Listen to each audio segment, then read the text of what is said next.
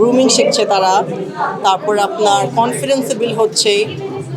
আর শেখার তো অনেক কিছুই আছে এখান থেকে, এতদিন তারা ট্রেনিং পাচ্ছে, তো এখানে অনেক কিছু শেখার আছে আমার মনে হয়। না, এখন তো মানুষজন খুবই ফ্যাশন কনসিয়াস।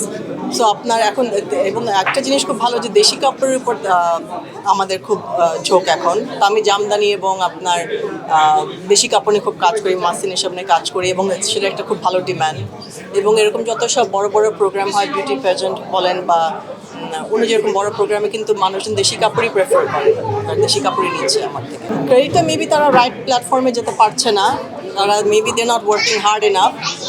যদি আপনি মানে কর্মঠ হন, আপনি ঠিকই সাকসেসফুল হবেন। আপনি আপনার পর্যন্ত রিচ করার জন্য আপনার you have to work hard. কাপড় যেটা আপনি পরছেন সেটা রিপ্রেজেন্টস ইউ। তো আপনি আপনার পার্সোনালিটি যেটা যেটা পরে আপনি কমফোর্টেবল, সেটাই মানুষজন প্রেফার করে। And it also defines your personality, যে আপনি কী পড়ছেন। And you have to feel confident in that. শুধু পড়লে ভাল লাগলেই হবে না, you have to feel confident in that.